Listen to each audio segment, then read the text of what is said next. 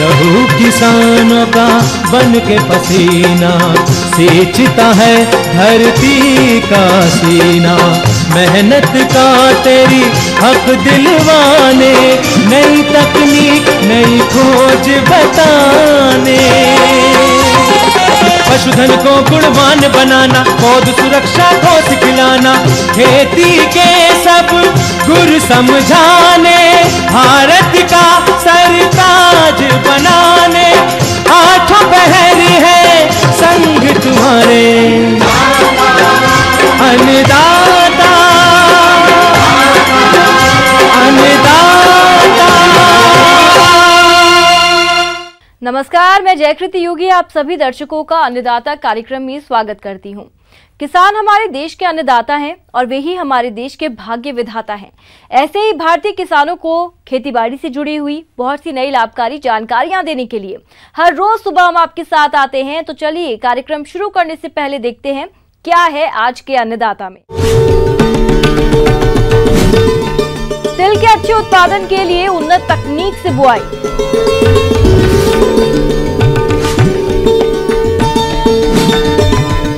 अधिक उत्पादन के लिए अमरूद के बागों का कैसे करें प्रबंधन।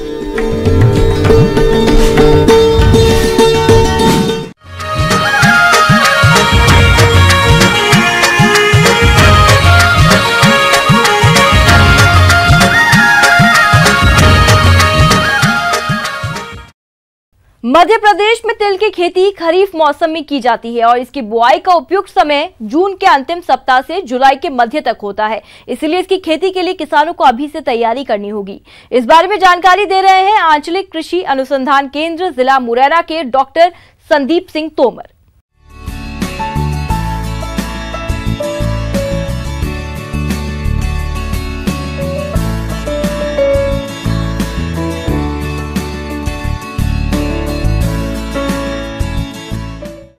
खरीफ में तिलहनी फसलों की बात करें तो वर्षा आधारित जो फसल है उसमें तिल का एक महत्वपूर्ण स्थान है और इससे जहां पर कि पानी की कमी होती है, सिंचाई की कमी होती है, किसान भाई अच्छा उत्पादन ले सकते हैं और अच्छी आय अर्जित कर सकते हैं।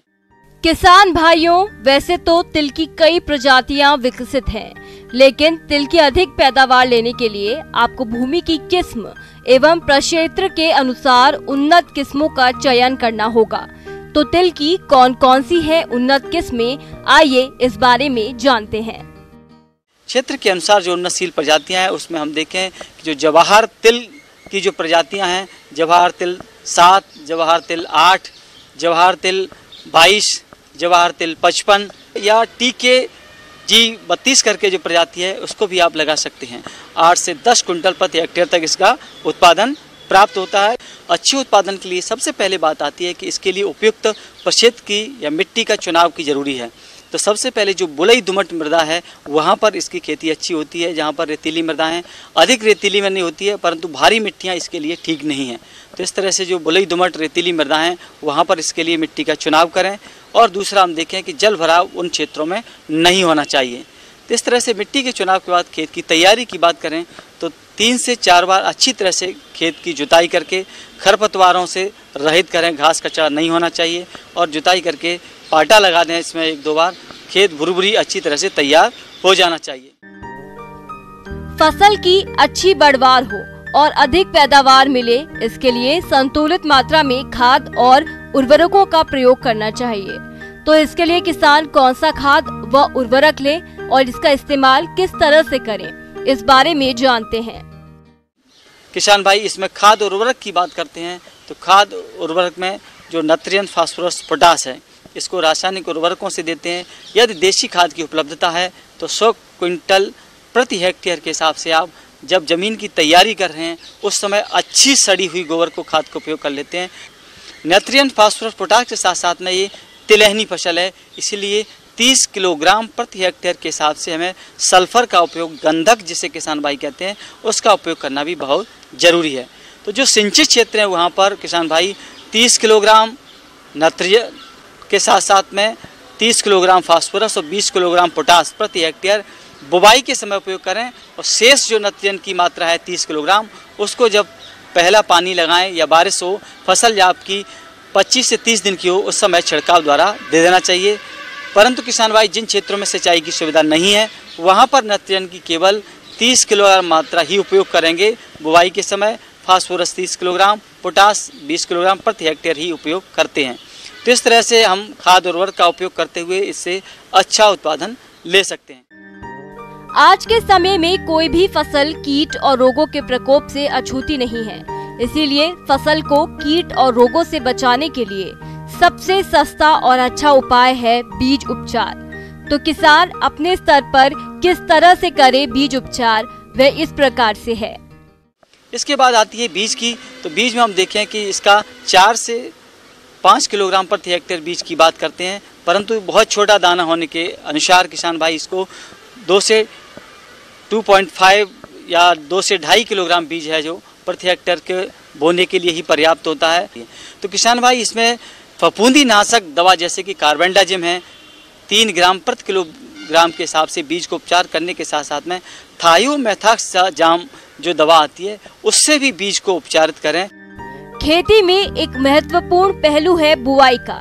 तो तिल की बुआई की सही विधि और दूरी क्या है, इस हेतु सुझाव के लिए मिलते हैं। बुवाई की विधि की बात करें तो किसान आमतौर पर छिड़काव विधि से ही उपयोग करते हैं, परंतु ये अवैज्ञानिक विधि है। बीज की मात्रा भी ज़्यादा लगती है, जमाव भी कम होता है, इसलिए सीड ड्रिल का ही उपयोग करें तो ज़्यादा बेहतर है। लाइन से लाइन की दूरी 30 से 45 सेंटीमीटर रखें और बीज है जो 8 से 10 सेंटीमीटर पौधे से पौधे की दूरी होना चाहिए। और हम देखते हैं कि इसको 1 से 1.5 इंची गहराई पर बीज को ही बुवाई करें। अब इसके बाद खरपतवार नियंत्रण की बात करें तो खरपतवार नियंत्रण में खरीफ की फसल होने के नाते विशेष समस्या होती है। यदि जहाँ तक संभव हो आसानी से लेबर उपलब्ध हो तो निराई गुड़ाई कर देना चाहिए। पहली निराई गुड़ाई है वो लगभग 20 से 25 दिन की अवस्था पर और दूसरी 40 दिन की फसल अवस्था है उस समय किया जाए। जल प्रबंधन की बात की है किसान भाई तो वैसे तो वर्षा आधारित फसल है, इसकी जो जल मांग है बहुत कम है, वो 30 से 35 हेक्टर सेंटीमीटर ही है। तो इस दशा में हम देखें कि वैसे तो वर्षा के आधार पर ही उत्पादन होता है, परंतु किन्हीं क्षेत्रों में यदि बीच में वर्षा का अंतराल ज़्यादा हो जाता है तो उस दशा में एक हल्की सी सिंचाई करके आप इसका अच्छा उत्पादन ले सकते हैं। परंतु ये भी ध्यान रखें प्रारंभिक अवस्था में जिन क्षेत्रों में आप तिल रहे हैं वहाँ जल भराव किसी भी दशा में नहीं होना चाहिए। यदि जल भराव होता है तो फसल की जो वृद्धि है, विकास है पौधे का, उस पर विपरीत प्रभाव पड़ता है, फसल आपकी बर्बाद हो जाती है। तो इसलिए जल निकास का समुचित प्रबंधन करें। तो इस तरह से हम देखेंगे कि आप तिल की फसल से अच्छा उत्पादन प्राप्त कर सकते हैं। किसान भाइयों, अभी तक आपने खेती से जुड़ी हुई कुछ उपयोगी जानकारियां देखी। अब लेते हैं एक छोटा सा ब्रेक, जल्द ही लौटेंगे और कार्यक्रम में आगे भी हैं खेती बाड़ी से जुड़ी महत्वपूर्ण जानकारी। के बाद आप सभी दर्शकों का अन्नदाता में स्वागत है। चलिए अब रुक करते हैं अगली कड़ी की ओर।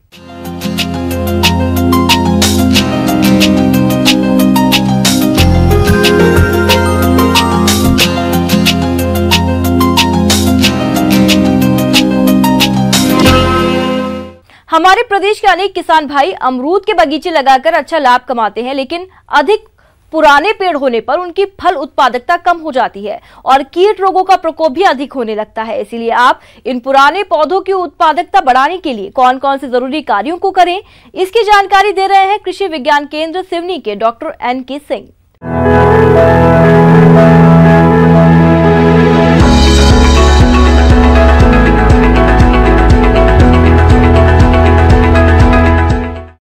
किसान भाइयों, मध्य प्रदेश के लिए अमरूद की फसल एक नकदी फसल है और अमरूद की फसल में हमें अच्छा मुनाफा प्राप्त होता है। लेकिन प्रायः देखा जाता है किसान भाइयों कि अमरूद की फसल जो है, अमरूद के जो हमारे पुराने बाग हैं 15 से 20 वर्ष पूर्व लगाए गए थे, उसमें मुख्य समस्या आती है कि उनकी बढ़वार काफ़ी ज़्यादा हो जाती है, जिससे सूर्य का प्रकाश और बहुत ज़्यादा घने होने के कारण उत्पादन क्षमता कम हो जाती है। तो ऐसे जो हमारे किसान भाई हैं, जो अमरूद जिसको हम भी फल भी बोलते हैं, ऐसे जो हमारे पुराने और अनुत्पादक अमरूद के बगीचे हैं जो 15 से 20 वर्ष पुराने हो चुके हैं, जो हमारी 3 से 4 मुख्य शाखाओं को छोड़ते हुए पूरी शाखाओं की कटाई कर देते हैं। मुंडन, एक तरीके से हम मुंडन कर देते हैं, केवल 3 से 4 जो हमारी मोटी शाखाएं रहते हैं उनको छोड़ते हुए पूरी शाखाओं को काट देते हैं। इसमें जो मुख्य बात होती है कटाई के समय में, ये ध्यान देना चाहिए कि जब हम कटाई का कार्य करते हैं तो आरी से या इलेक्ट्रिक चेन सा आती है उसके द्वारा किया जाता है।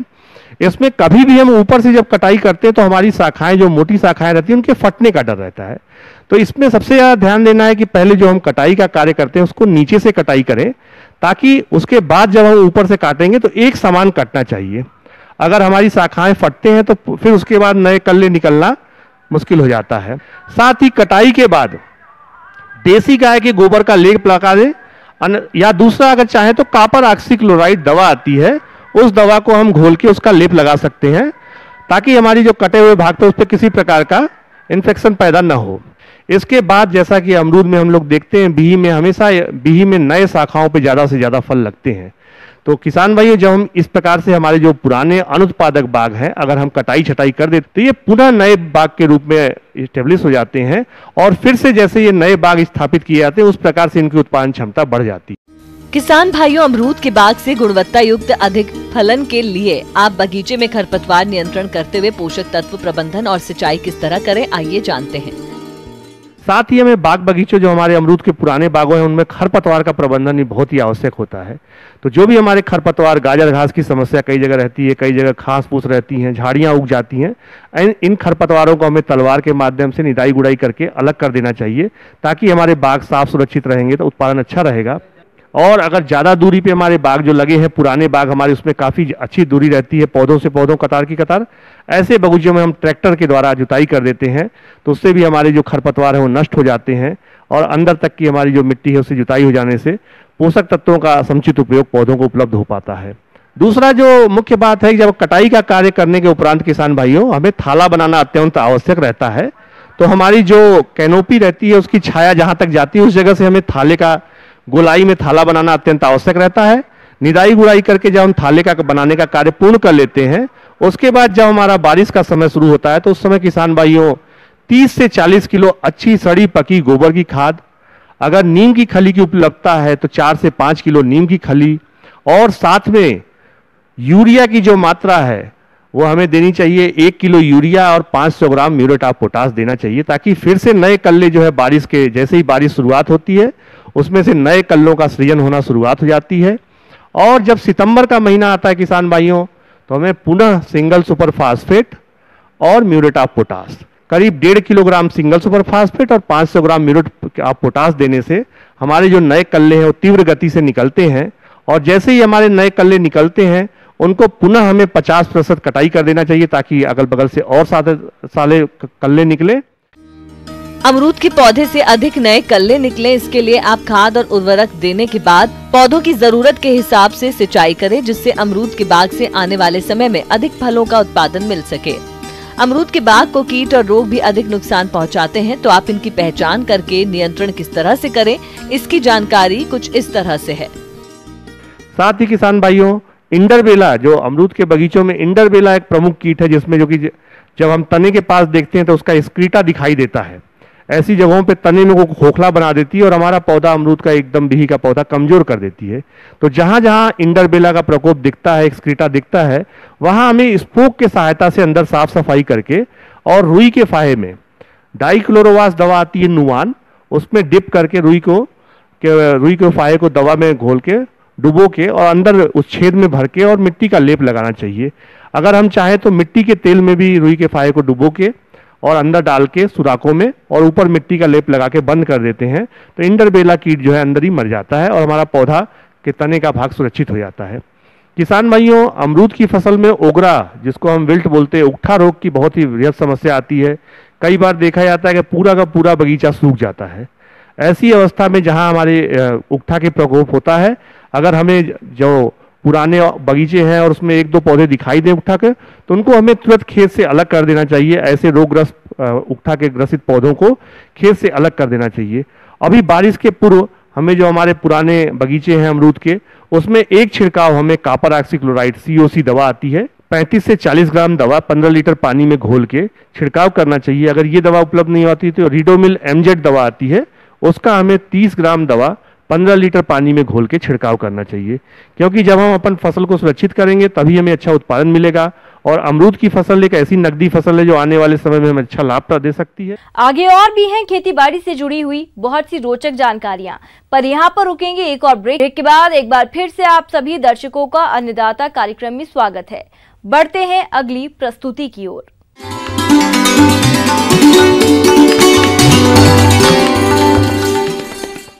अन्नदाता हेल्पलाइन निशुल्क फोन संपर्क सेवा के माध्यम से आपके द्वारा पूछे गए प्रश्नों में से 1 या 2 महत्वपूर्ण प्रश्न को हम अपने कार्यक्रम में शामिल करते हैं।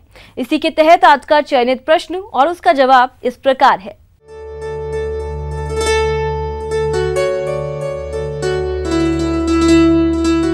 आज के अन्नदाता हेल्पलाइन में जिस प्रश्न को कार्यक्रम में शामिल किया गया है उसे पूछा है ग्राम रहमतखेड़ा जिला विदिशा के किसान मोहम्मद कासिम ने। आप दुधारू पशुओं में थनैला रोग की रोकथाम पर जानकारी चाहते हैं तो कासिम जी आपकी जानकारी के लिए प्रस्तुत है कार्यक्रम का यह अंश।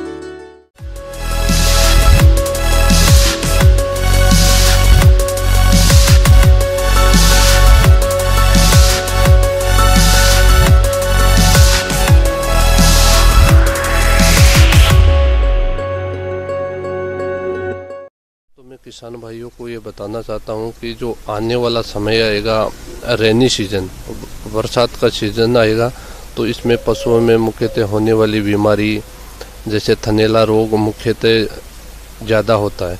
ये ज़्यादा होने की वजह ये होती है कि ये गंदगी की वजह से होता है। तो इस सीज़न के अंदर आर्थिक नुकसान भी ज़्यादा होता है। इस सीज़न में जैसे गंदगी से पशुओं के थन के अंदर बैक्टीरिया चला जाता है और वो थनैला का रूप ले लेता है। इस रोग से आर्थिक हानि और पशु हानि दोनों ही बहुत ज़्यादा है। एक बार थनैला होने के बाद में ये बहुत ही एक तो महंगा इलाज होता है और दूसरी बात है कि इसमें उत्पादन इतना घट जाता है कि पशु ब्याकर भी नहीं ब्याने के बराबर होता है। इसमें दूध का प्रोडक्शन बिल्कुल भी नहीं हो पाता है। पशुपालक भाइयों, गाय भैंसों में थनैला रोग दुग्ध व्यवसाय के लिए सबसे बड़ा संकट है। दुग्ध उत्पादकों को काफी नुकसान इस बीमारी के कारण होता है। थनैला रोग कई प्रकार के जीवाणु संक्रमण के कारण फैलता है। तो सबसे पहले आइए जानते हैं इस रोग के पहचान के लक्षण के बारे में। अगर थनैला रोग हो जाता है तो इसके लक्षण मुख्यतः ये होते हैं कि एक तो थनों के अंदर छिछड़े आने लग जाते हैं। दूसरी बात है कि थन और गादी जिसको बोलते हैं अडर, तो वो दोनों में सूजन आ जाती है और सूजन आने के बाद में दूसरी स्टेज होती है कि इसमें फाइब्रोसिस बन जाता है, गांठें बनना शुरू हो जाती हैं। यह अवस्था बहुत ही खतरनाक होती है, एक्यूट मेस्टाइटिस जिसको बोलते हैं वो हो जाती है। थनैला रोग से पशुओं को बचाने के उपाय। पशुपालक भाई यदि कुछ जरूरी उपायों को समय समय पर अपनाएं तो पशुओं में थनैला रोग नहीं होगा, जो इस प्रकार से है।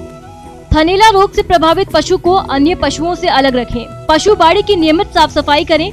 पशुशाला की लाल दवा या फिनाइल से धुलाई करें और चूने का छिड़काव करें। पशुओं को साफ सुथरे एवं सूखे तथा हवादार स्थान पर बांधें। पशु के थनों की सफाई नियमित रूप से करना चाहिए। पशु का दूध निकालने से पूर्व ग्वाले को अपने हाथ अच्छी तरह से धो लेना चाहिए। पशु का दूध पूर्ण हस्त या चुटकी विधि से दोहन करना चाहिए। थनों का समय समय पर परीक्षण करते रहना चाहिए। उनमें कोई गठान एवं दूध में थक्के हो तो तुरंत पशु चिकित्सक की सलाह लेना चाहिए। थनैला रोग का सबसे पहले तो ये है, इसका बचाव ही कर ले तो बहुत अच्छा हो रहा है। इसके बचाव के लिए एक तो पशुओं के आसपास में बिल्कुल साफ सुथरी जगह होनी चाहिए जहाँ पशु रह रहा है। दूसरी बात है, जब भी पशु का दूध निकाले बिल्कुल अडर को, गादी को धो के फिर दूध निकालना चाहिए और दूध निकालने के बाद में भी उसको बिल्कुल धो के बिल्कुल क्लीन रहनी चाहिए, जिससे कि वो बैक्टीरिया प्रवेश नहीं कर पाएगा और बैक्टीरिया प्रवेश नहीं करेगा तो ये थनैला रोग का बचाव हो जाएगा। इस बीमारी में बचाव कर ले तो अच्छा है, वरना इसमें हैवी एंटीबायोटिक लगानी पड़ती है। तो इससे अगर रोग कहीं लक्षण प्रकट कर रहा है तो नज़दीकी संस्था में जाके पशु चिकित्सालय में तो डॉक्टर से संपर्क करना चाहिए, जिससे कि समय पर इलाज हो जाए और प्रोडक्टिविटी और क्वालिटी दोनों ही उत्पादन की बची रहे। थनैला रोग का उपचार। इस रोग से ग्रसित पशु का उपचार प्रारंभिक अवस्थाओं में करने पर ही सफल होता है। रोगी पशु का समय पर उपचार न होने पर थन खराब हो जाता है। इस रोग से बचने के लिए दुधारू पशु के दूध की जांच समय पर करवा लेनी चाहिए। थनैला रोग से ग्रसित पशु का उपचार योग्य पशु चिकित्सक से करवाना चाहिए। इसके लिए पशु का थन अच्छी तरह से धोकर साफ कपड़े से पोंछकर छोड़ दें। कुछ समय बाद पशु चिकित्सक के द्वारा पशु के थनों में जीवाणु नाशक औषधियाँ चढ़वाते हैं। तथा मांसपेशियों में इंजेक्शन द्वारा दवा दी जाती है। पशु के थनों में ट्यूब चढ़ाकर उपचार किया जाता है। ध्यान रखें कि अंतिम ट्यूब चढ़ाने के 48 घंटे बाद तक दूध उपयोग में नहीं लेना चाहिए।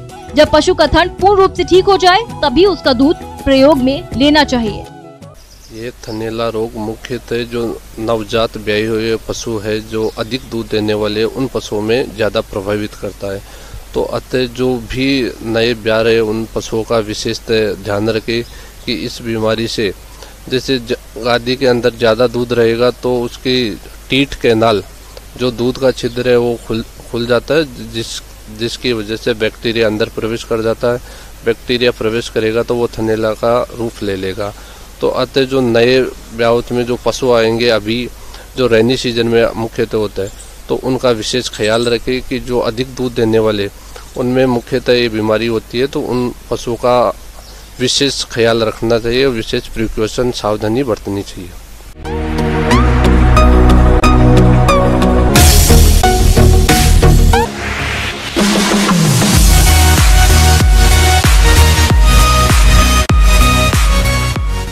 आइए अब एक नजर डालते हैं राज्य के कुछ चुनी हुई मंडियों के प्रमुख फसलों के बाजार भाव पर।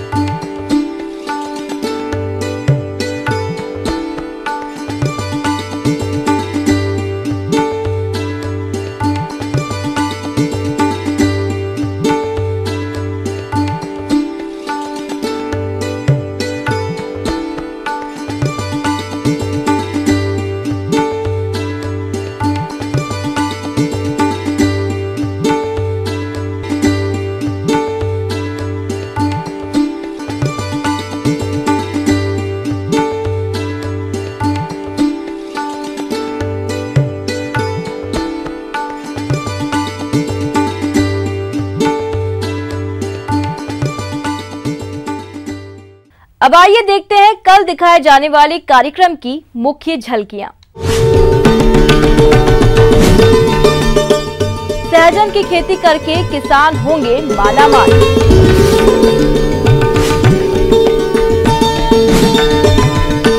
फसलों को कीट रोगों से बचाने के लिए करें मृदा का सोलराइजेशन।